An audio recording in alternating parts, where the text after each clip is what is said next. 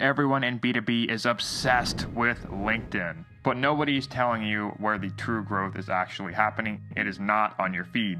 It's happening in the DMs, and it's happening in the invisible stuff that nobody sees. You've got to be on there at least like once a week if you're serious about the platform. Today's guest, Alison DITMER, is a LinkedIn strategist and personal brand coach who works with high-status founders and executives. What makes her different is that she doesn't sell you a fantasy about viral posts or some of these other things on social media. She sells clarity.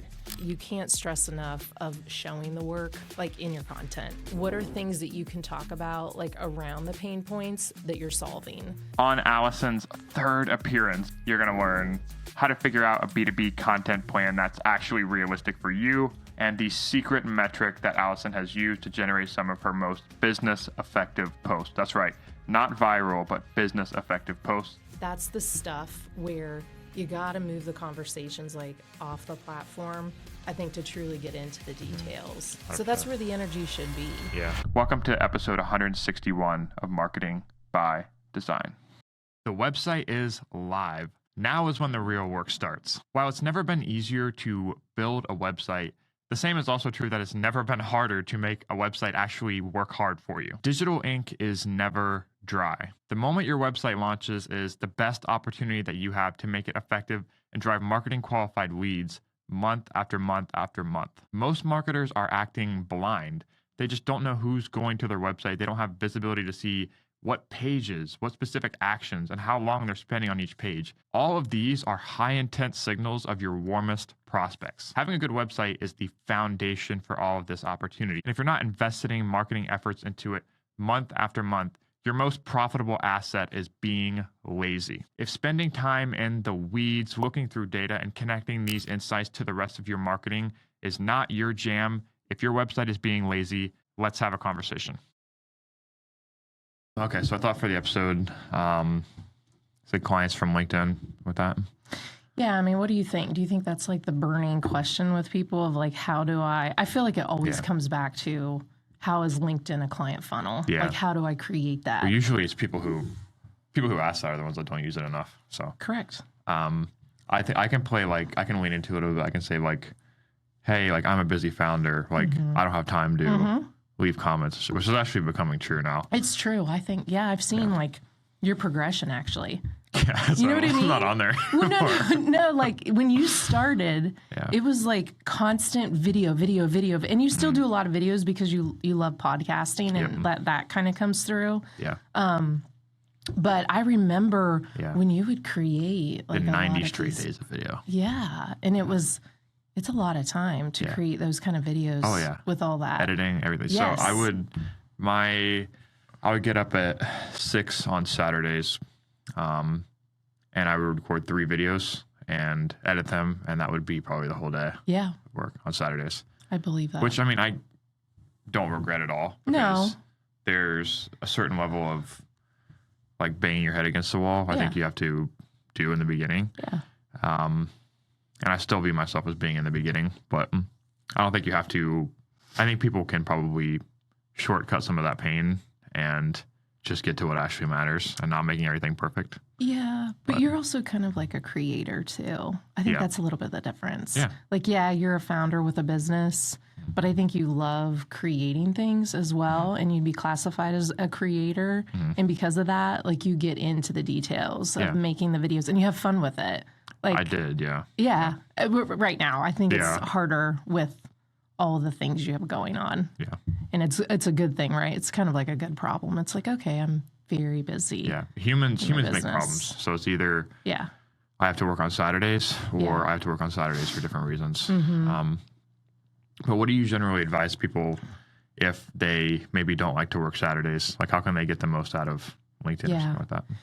Well, like the biggest question I ask a lot of clients right off the bat, because I think everybody wants to know like the magic number, how many times do I need to show up on LinkedIn? And I first ask, well, what's realistic like for your life? We're all in different seasons. Some of us are just out of school, starting a business. Some of us have families and little kids.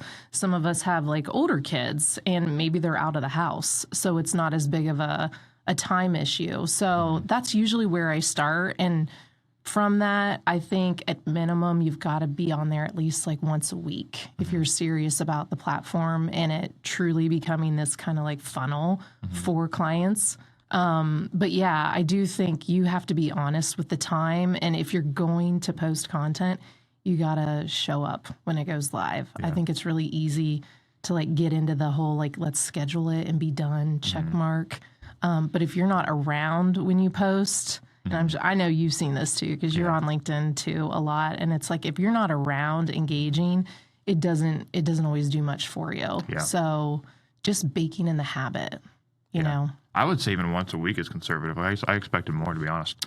I think it's a good point to like level expectations. Like when you want results out of anything, you have to just level expectations. Like I would say too, like if you want to start doing something new, like replace it with what you already have. So we all do the uncomfortable exercise of looking how much time we spend on social media. If you can change maybe YouTube or like LinkedIn or Instagram or something like that, or Netflix to, now you can still use social media, but make it LinkedIn. Right. And learn to love it. Learn to love it. Like that's what I say. Like for you to do it long term, you've got to find something that like gets you excited. Yeah. And I do think that's why it's like the perfect pairing of finding people that are like more of your peers in building businesses. Like you and I feel like we've been able to talk about things. You've got to find like that group that's kind of interested in it and they're consistently always showing up and there's someone you can talk to and you can be honest about, hey, it's kind of a good week or it's not. And this is why. But then you also find that other group of people that are like your clients or the people that you want to work with. Like both are important. I feel like you need it to stay motivated, to keep showing up. Yeah. What do you find are the biggest objections to staying consistent? I think there's something to be said about like quick wins. Yeah. And like we've even tried to apply this to our own business where in a traditionally kind of the law of nature is to extract the maximum out of something, you have to usually start slow, ramp up, and then the outsized rewards lie to those that stick with it. And a lot of people have that mindset, especially as entrepreneurs. Like that was probably the case with their own businesses. They're like, okay, I had to put in the work in the beginning, really kind of brute force my way through it. And maybe when they approach LinkedIn, it could be a similar mindset that they could have around it. Yeah. But are there any like quick wins that you've seen that have helped people, either get started or reinforce the mindset that this is worth investing in? Yeah, I think, and we've kind of hit on this before in other podcasts, but you and I both agree on this. Like, you can't stress enough of showing the work, like in your content. So, like you said, I think we can get really, especially when people are new to the platform and trying to figure out, like, what do I need to talk about? Well, I'm just going to talk about, I went on a hike today and I thought about this. It's things like this, I think, at first that people do, and that doesn't necessarily give you that big of an impact for people to read that who you would want to work with and shake their heads and say, oh, that's the problem they solve, so I need to reach out and talk to them. So I think a quick win is definitely looking at what's going on already. Like, what are you doing with clients right now? What are things that you can talk about, like around the pain points that you're solving?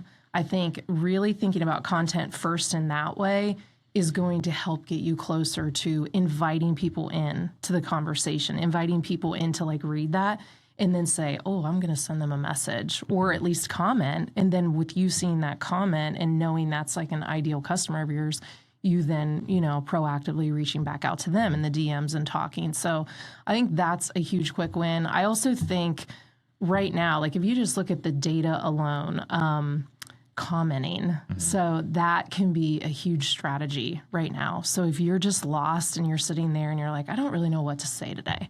Like, I know I'm supposed to show up, but I don't know what to say.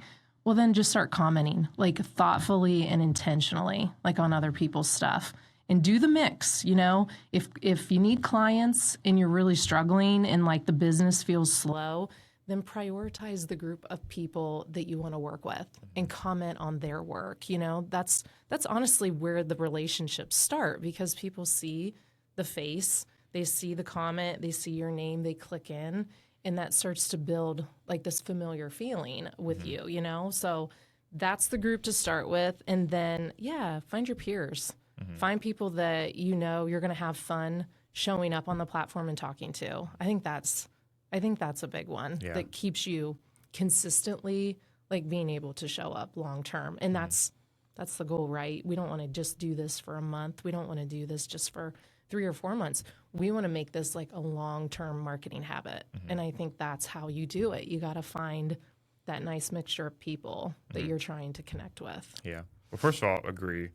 But maybe let me play devil's advocate. And let me say like I'm busy, like, all this commenting, making friends, love making friends. This sounds like a lot of time. Like I have real people that I have invested in that are counting on me to, give them work, and, pay them for the work that they're doing. I think the one thing you said that probably founders can relate to is starting with what you already have in terms of if it is a slow season, like a lot of business owners, like that's the first thing you should do is, okay, who is already an advocate that I can support or reinforce instead of having to always like be behind the 8 ball, chasing the next win, looking for the new person that's going to solve all the problems. But say like, okay, I wake up in the morning, I'm already putting out fires. I'm driving, maybe I have meetings, maybe I have to prepare for a presentation, I have to do founder shit, like that's the word for it. Yeah. So if I could say, okay, what is the Pareto principle, which is, from my understanding, I don't know if this is right or not, I'm pretty sure it's right, but it's like the 20% of inputs that get me the 80% of the results, given my hectic, crazy, busy schedule that I just love and I'm religious about maintaining. What are those 20% of actions that I should be focusing on? So I think probably not worrying about spending so much time on the platform. So what I mean by that is if you have limited time and you're already putting out fires, well, then just shorten the amount of time that you're spending on LinkedIn. Like I honestly feel like if you understand who you're trying to go after a little bit, like that. So it does take some work. I feel like there's this perception of like, what's the easy button, for me to like get from here to here. Well, guess what? I am kind of sorry to bust the bubble, but like we do need to put in some level of work or like it's not going to happen. So for you to think that you're just going to like post a few times and that's going to do it, it's not. I mean, it's not. Like I look at my own business and like what's happened from year 1 to year 4. I've had to put in the work to do all that. And then the founders that I work with on LinkedIn, they've had to do the same as well. But I think it's like, again, going back to what's reasonable for you. There doesn't have to be this set cadence that is this template that everybody has to follow. I think it goes back to your goals. And I do think there's much more happening like behind the scenes that's actually moving more of the business too. And what I mean by that is like, you have your post content so that when anybody is, showing up and looking at your profile in the middle of the night and they're reading about what you do, they're scanning further down to see, does this person really know what they're talking about? I want to see what they're actually referencing, right, in the post. And I feel like that builds the authority, that builds the credibility, but there's a lot of conversations happening behind the scenes in the direct messages, or there should be. That's honestly where like more of the time should be at times to like have the one-on-one dialogue, to move off of LinkedIn to then say, hey, like this, do you want to meet up in person if you're local? Or do you want to jump on a call? I mean, this week that happened to me a couple times. Like I met someone who's local in person. We chatted about it was a healthcare app business, and they were talking about, well, how do I, utilize LinkedIn? And we talked through that. And then another guy, he and I have kind of commented on, our stuff for a long time. And he's like, I'd love to get on a call with you. There's a potential project in the future. And so we got to talk about that. Those are the things that like when you go on LinkedIn, you don't always see them happening with individuals unless they're calling it out. Yeah. Right. But that's the stuff where you got to move the conversations like off the platform, I think, to truly get into the details. 100%. So that's where the energy should be. Yeah. Especially in Columbus. Like, this is the opposite. This is why I'm a firm believer that if you like your calendar dictates your priorities. I drive here 3 days a week and it's like an hour and a half for me. It's going to change soon, obviously. I wonder. And I said that the last time we talked. I know. Side note, I was going to ask, like, when are you moving? But yeah. At a date in the future that is hopefully not that far away. But like, there's something about Columbus that's just I'm drawn here for some reason.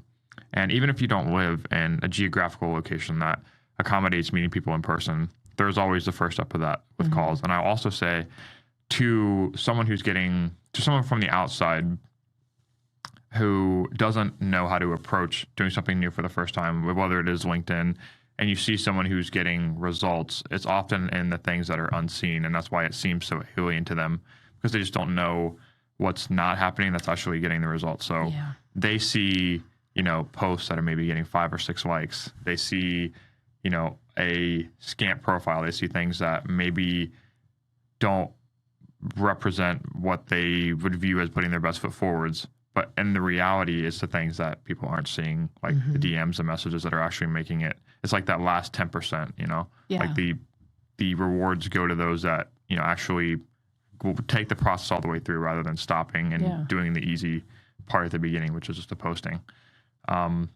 What do you see? So you've worked with a lot of founders, people who are of high status, who are crunched for their time, and you've delivered results for them on LinkedIn. Like, what have you seen to be the 1 or 2 things that have gotten outside results when it comes to the platform in and of itself?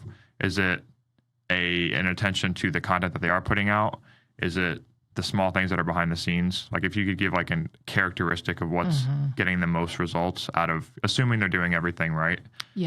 What like sets the top percentage and what causes those outliers? Yeah, I think it is, being clear on what you're trying to accomplish, first of all, like with the content. So the people who are in the position where they're attracting more of the clients to them, and then they're having the conversations, they're doing a couple things. They're hitting it on their content because they're actually creating stuff that's talking to the challenges or talking to the transformation that they were able to deliver on. So for an example, I was just talking to someone who was in a VP role with a corporate company here in Columbus. They're transitioning into this coaching business right now. And it's very, very important, like in her content, that she's always talking about some of those pain points. And she has a whole structure that she like walks through like in her sessions. So when we chatted, I was like, well, that's what you need to be talking about. Like, you need to be putting that out there.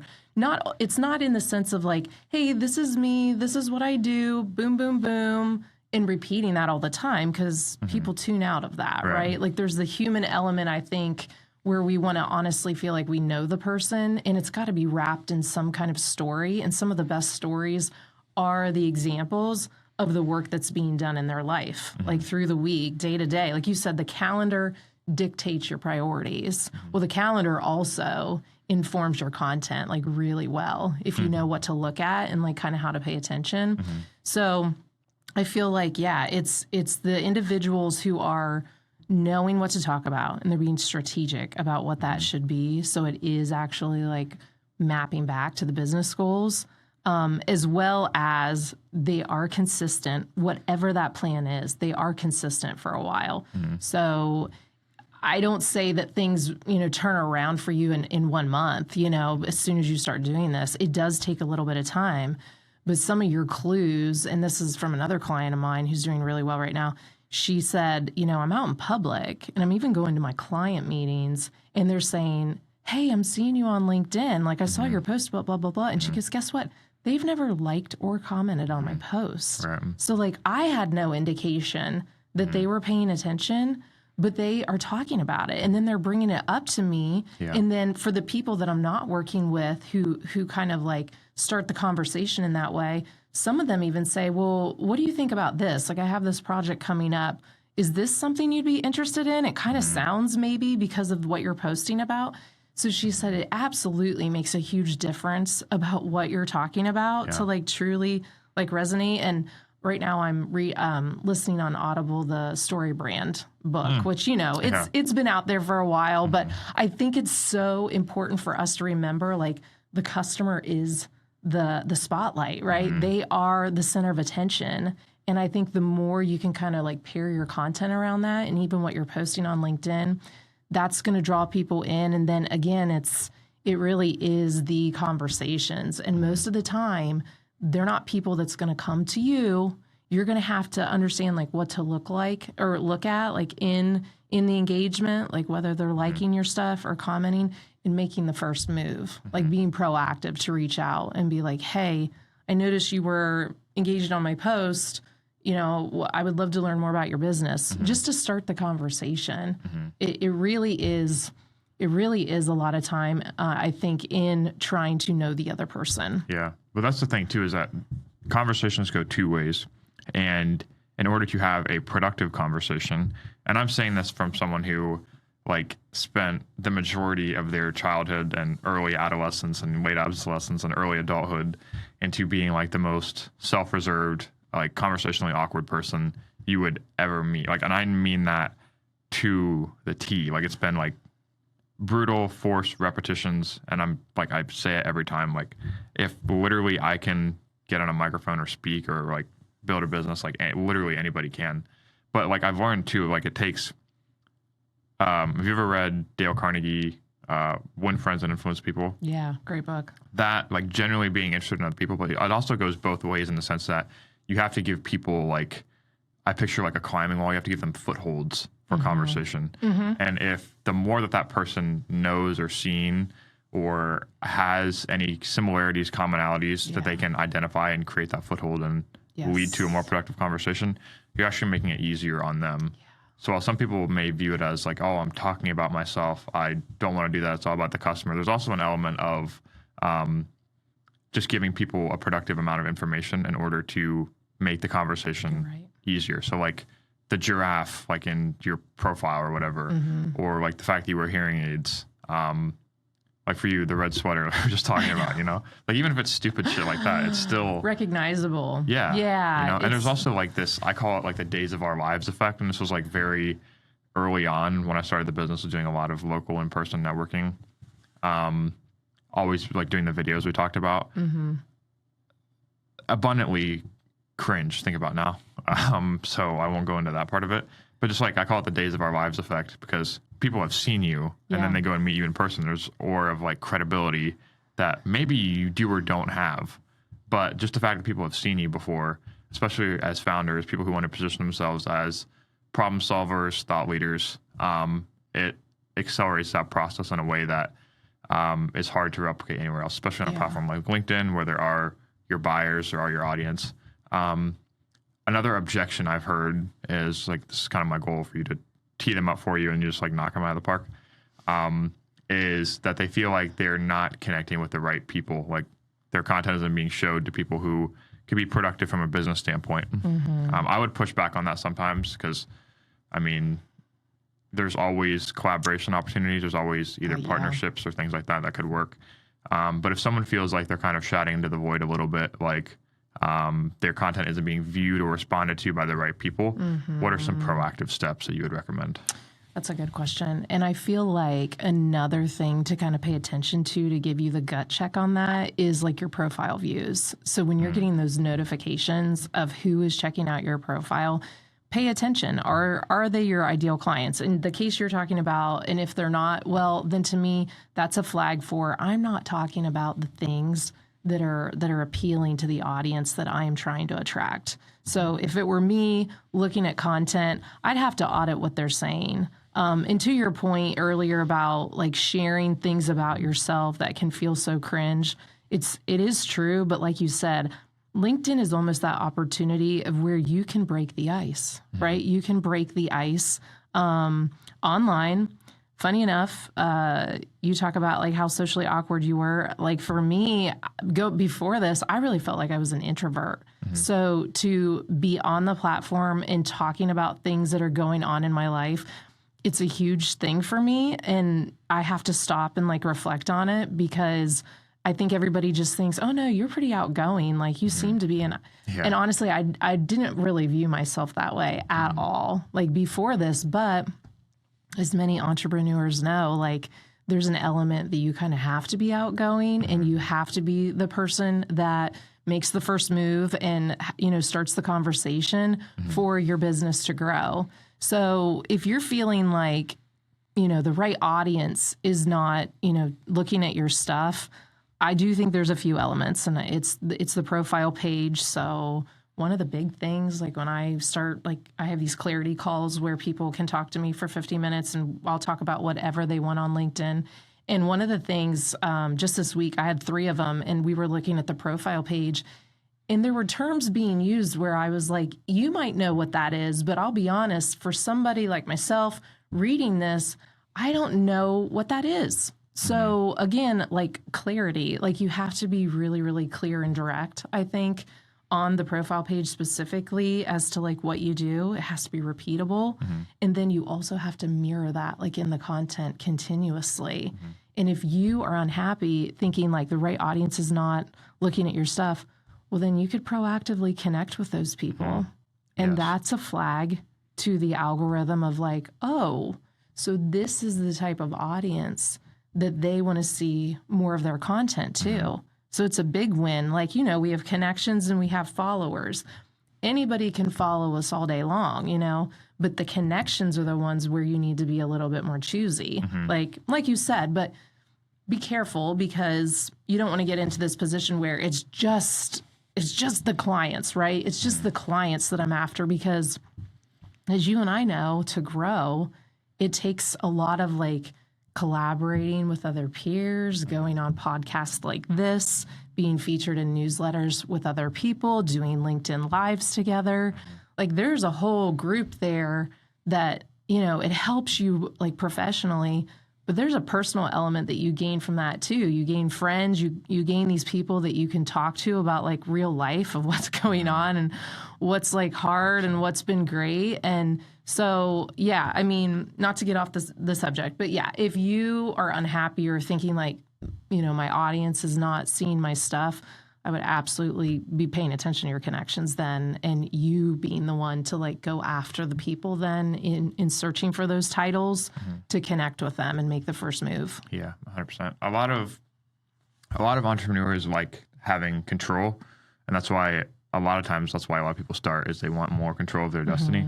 And I think if you tie that analogy to LinkedIn specifically, it is the platform where everything is becoming pay to play nowadays. Yeah. It is still one of the only platforms that lets you control, gives you a level of control in terms of who's seeing your content and the actions you can take to make it what you want it to be, rather than a lot of other platforms I would view as more viral friendly. They are more algorithm based in the sense that they show you what you want to see rather than what's best for you. And even I've seen it in the content that we post, is the more targeted you are with your business and your the outcomes and the clients that you work with, the more consistent you are talking about that specific thing, the more it promotes it, rather than I'm going to talk about a viral topic that maybe isn't related to what I do. Yes. So it changes. But well, and just to add to that real quick, I mean, even if you look at 360 Brew, which is the algorithm of LinkedIn and why we see what we see, it's all fed into that. It's this big AI that's feeding us what we see in our feeds all the time. It's called 360 Brew. And even in that, the research has shown that the more you repeat the same theme over and over, throughout your content in strategic places, and also in your post, and also in your direct messages of reiterating what it is you do, that has a huge effect then on them as an algorithm identifying, okay, this is what Andy does. He creates websites for healthcare companies. Well, based on that, then that kind of helps shift too of well, who would be interested in seeing Andy's stuff that he's already connected with? So there is definitely something to the fact of making sure that you are very clear on the what you do and who you help, and it's repeatable so many times. Often people say, oh my gosh, well, how, one of the questions that came up in a recent event for me was, how many times should I be repeating myself? And I said, honestly, to the point it feels like a broken record. Yeah. That is the truth. Nice. I'm finally at the point where I feel like that. I feel like all I talk about is LinkedIn personal brand building, working with founders, working with businesses. But guess what? people notice, they're starting to notice me for that more so. I'm out in public and they're like, yeah, you're on LinkedIn, LinkedIn girl, whatever. There's something to that. So like it helps you from an algorithm standpoint to attract the right audience, but then it also helps you in real life when people are reading things. And guess what? More people are reading than you realize. And then they see you in public and it's like, oh, yeah, like I saw you. And you're kind of like, oh, hi. What's your name? Because, they've never engaged at all, but they've read your stuff. Yeah. And it's such an easy way to start a conversation. I teach students. I work with founders. I think about like my own life. And I think you and I have had this conversation before. I just don't see the downfall of all the social platforms that you can spend your time on, that you can scroll and, let's be honest, like waste time because we're sitting on the couch and we're just mindlessly, we got our phone beside us and we're going through things. To me, like, what's the downfall in being on LinkedIn, the biggest professional networking platform there is, and sharing what you're doing so people truly understand what does she believe in? What's her thought leadership? Like what's her goals? It just sets yourself up for so many opportunities, like across the board. I don't see the downfall. So when people are coming to me and we're talking and they're upset about results or they're just not seeing it, my one thing is like, well, where are you spending your time? Like how much time are you spending on it? Yeah. You don't have to spend a ton of time, but you do have to spend some time.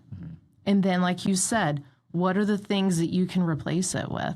Because I bet if we start digging into the day-to-day, there's an area there where we could carve out 15 to 30 minutes where you could just be very focused and know what to do on LinkedIn to help yourself. People don't like hearing that, though. I mean, I make the same analogy sometimes with like exercise. Yeah. Like, oh, I don't have time.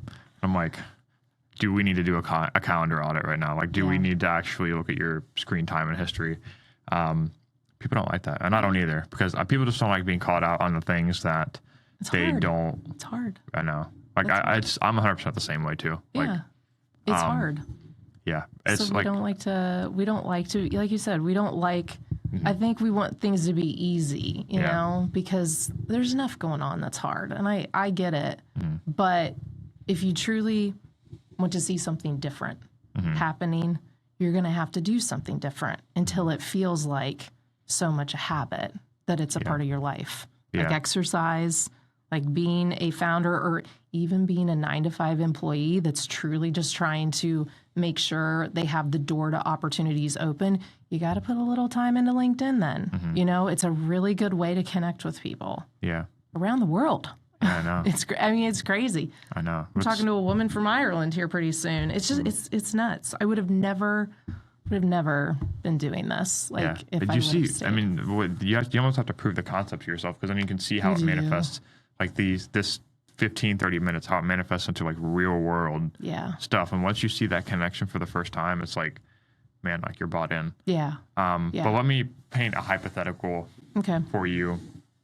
And this is a little bit scratching my own itch, but I mean, it's my show. I can do whatever the hell I want. Sure, ask away. But say like you are bought into the concept of it. It's like primarily how you build your business. You know that it gets results.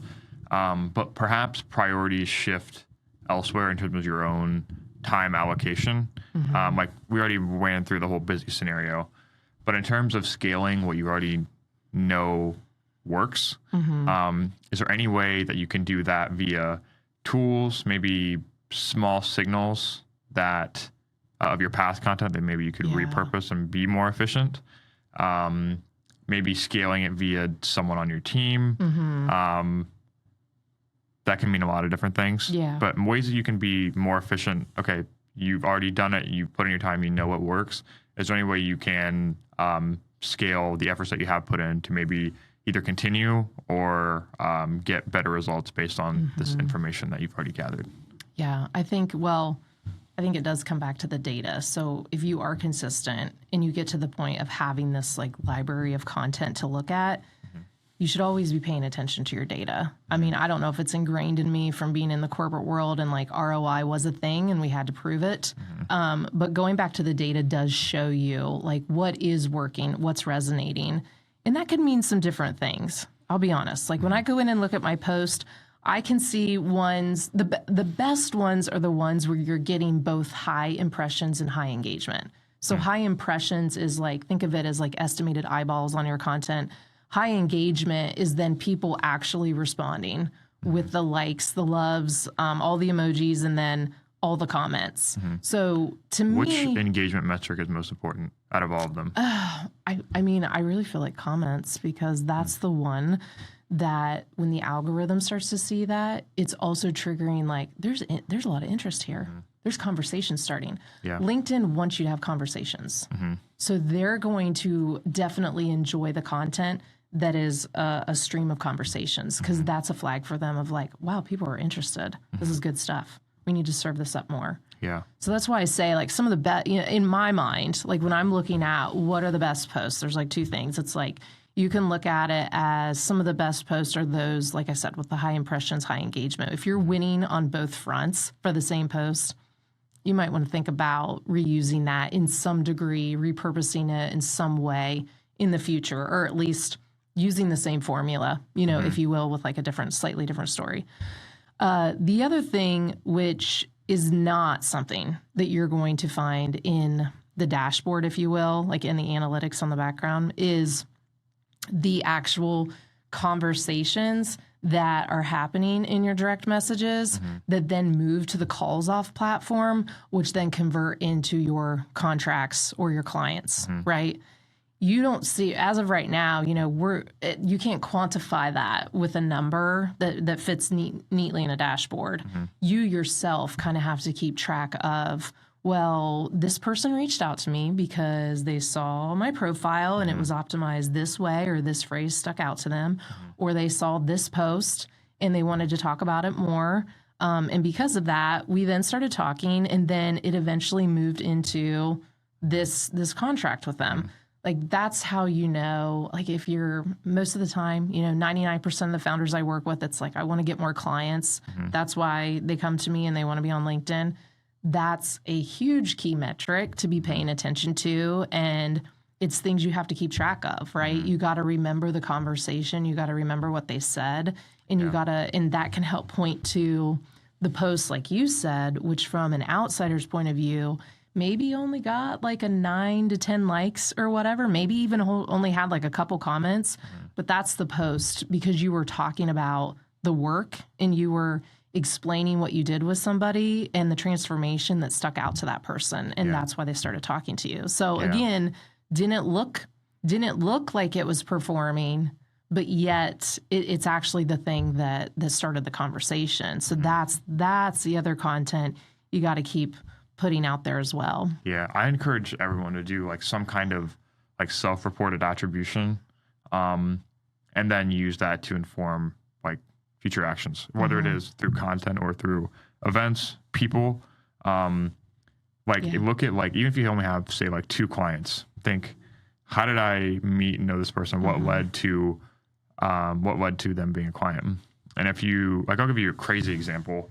One of our biggest clients last year has like the most crazy attribution story that I never could have tried to replicate. But if you go back to the very source, you realize that it was through some happenstance or opportunity, the platform or the person.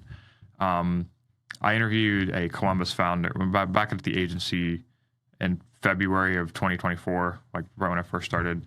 I interviewed it took my lunch break at 8 a.m.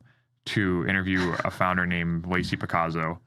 And fast forward to a year and a half later, just kind of stayed in touch on LinkedIn, got invited to an event at her agency in Zoco Design, went there, and I met a guy named Tyler, who's awesome, Tyler Hagee, shout out.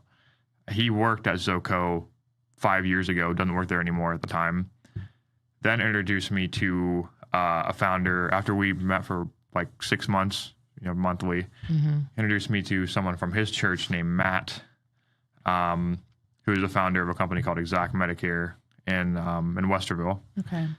Knew him for 6 months, and then he then introduced me to someone named Jeff, who is a startup founder out west who has multi exited founder of Pharmacy Systems. MedQuest Pharmacy was his startup, sold for who knows how much. Yeah. And throughout that entire chain, like you're like, how could you ever replicate that? But if you go back to the very beginning, if I had never showed up in the beginning, started posting on LinkedIn, interviewing people, that's like this whole gap. That's why I think a lot of people lose traction, is that a lot of times when the results are a very lagging indicator, like if you quit doing the marketing lead generation efforts, you start to see the results of that several months down the line.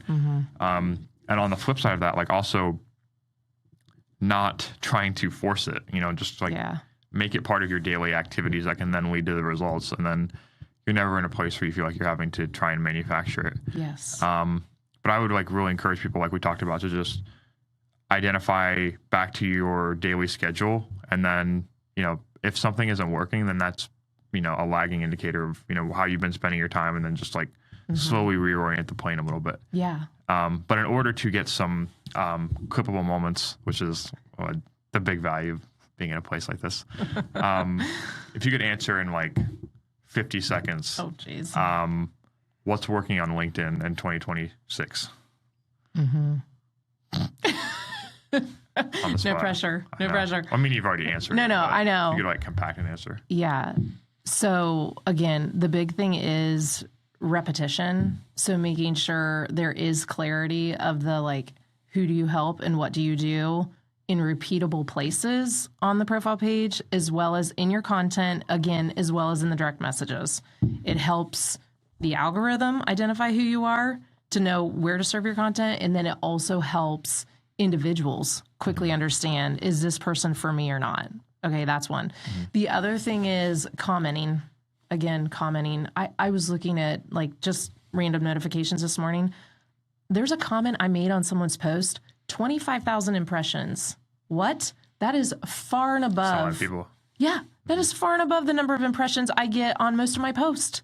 So again, if you just feel like I'm posting, nothing's happening. I mean, again, I would want to look at your content to be like, well, what are you saying that's mapping back, to your goals? But if you're sitting there and you're like, I'm not going to post, it doesn't mean anything, comment. Oh my gosh, comment. I can't stress that enough. That is absolutely moving things and getting your name in front of new people all the time. And again, DMs. So it's that like back end stuff that's actually behind the scenes that people are not seeing in the front end, because it's not with the post, but it's the conversation in the direct messages, like one-on-one that you're having, and then moving off the platform and saying, let's set up a call. It sounds like this might be beneficial for both of us. Let's talk about it further. Or if you're local, let's meet up for coffee. I would love to hear, more about your business. That is what's going to help people, I think, this year truly grow and make a difference when it comes to opportunities. Awesome. One last question, this is a good one I like to kind of land the plane with, is, gosh, scratch the hell out of my watch. Oh. What, is there anything, I might have asked you this in the second episode, because it's our third one. Oh, I think I know what's coming. I know. Is there anything on LinkedIn that you don't have data to validate, but may inform the way that you're currently acting, either for yourself or your clients? Maybe something you haven't talked about, maybe that you're not comfortable talking about because it's not validated, but maybe will change the way that you're going to be spending your time, efforts, or your energy, in 2026, maybe down the line. Yeah, that's such a good question. Well, I'll tell you, I've kind of been playing around with posting content more in the moment, like from my phone versus like through the desktop, to see if that matters. Because when I was looking again at the data, like of some of the more, the posts that got a lot more attention, a couple of them in my top 3 right now, they were last minute. So, and if I'm being honest, I don't think they were as thoughtful in terms of like really truly providing a lot of value. Like I did a post this week and I was going through the 8 different things that if you want to grow on LinkedIn this year, these are things to consider. And they were very truthfully, one, I was like, there's no way this is going to do anything, but sure, let's throw it out there. And I did it through my phone. Because I was sitting like on the couch. The other time I was at a gas station, like filling up my car, getting ready to visit family. And I don't know if it made a difference that I was a little bit off of my normal like posting time, because I tend to try to post between like that 8 to 8:30 hour, like in the morning. But they really definitely had like 4,000 or 5,000 more impressions than some of my other things. So I would say 2 to 3 times more of the attention. So again, not that I feel like it's something I would want to say as a fact, like post more from your phone in the moment, take a picture and do that. But I am playing around with that to see, is it actually good for me to be more in the moment and do things from my phone versus always sticking to that like schedule of 8 to 8:30ish. Should I throw things out there like when I'm on my phone and I'm out like doing things like this to see like what happens? Interesting. Yeah. Well, we'll test that because I haven't posted yet today. Yeah. And then we'll just like take a photo in the studio. And post it. And see. Good, dude. This has been awesome. Yeah. Always gets better every time. It's Maybe fun. for the 4th episode, we'll have to do, I don't know how we'll top everything else. We'll have to do like a really special one. I feel like we need to dig in and talk about, because there's one question, and we don't have to do it on this one, but I think, you've really grown in your business. And I can remember you starting out really early. And like you said, there was so much time put into creating video content.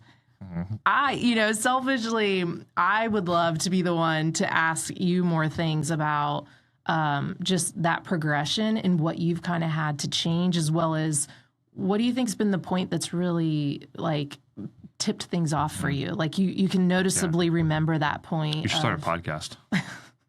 Or even like an interview show where you talk to someone who's gotten exceptional results from the platform, and then you package it around person exceptional results. That'd be fun. And then by association, you post even if it's not like That's a good idea. Yeah, that's a good idea. Because I think that would be fun. And then I could feed it into my newsletter too. I don't want to let go of my newsletter. I'm just like, I know I got to stick with that. Again, back to time. We just got to figure out how to like put it all in. Not that it can't be done. I think it's just being very intentional of like, okay, this is when my podcast time is. Well, just think I like that idea. I really it can like even that be, Chris experimented with a format like this, but you have like 5-minute episodes. So you can. Yeah, shorter. Right. And the conversation always goes longer. So you batch like 30 minutes for it. Yeah. Essentially, use Riverside, schedule 5 or 6 meetings in a day, 30 minutes each. And that can be like an afternoon. So again, like start from where you're currently at. Yeah. And then like have a very repeatable format that you like a set of 3 questions that you ask every time. Yeah. And then even like I'm picturing for a newsletter, like case studies are the best format for everything, because like if you picture person like me has accomplished this result, I want that. By association, Alison, So highly recommend that. Ooh, I like that. And then maybe you can give me a spotlight for once, and we can flip the table a little bit. I totally would. That would be so fun. Like I said, I'm sitting here and I do think an episode like that would be awesome to do. We have to think of like a name. I'm already thinking, it's like entrepreneur thinking of names already. Yeah. What if it's... I like that short format too, because I think it's the longer format that overwhelms me. Something that has the word founder in it. So like founder, Yeah, LinkedIn founder LinkedIn. success. Yeah. Something that doesn't sound that stupid. I know, but something just around really getting to the founder's story in a very short soundbite with actual examples. Like you just walked through in this episode where you were saying that whole model of like how it all started like with Lacey, and then the connections that came after that to result in this larger client that you work with today.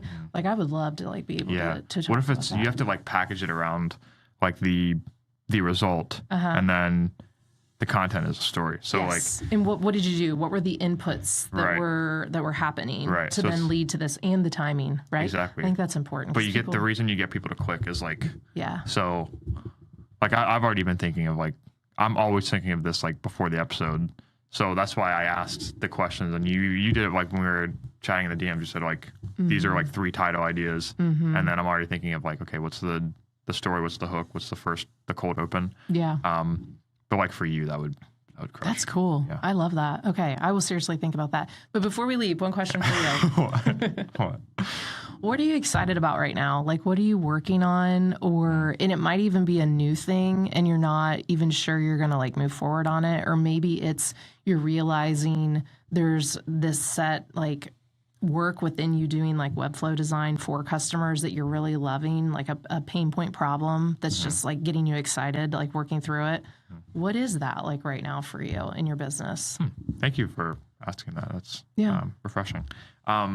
But yeah, we just we rebranded to be Webflow for Healthcare in order to diversify a little bit. There's kind of 2 things that I'm excited about mostly these days, and a lot of founders can probably relate to the fact that you have to remind yourself of what you're excited about, or else it feels like work 24/7. Yep.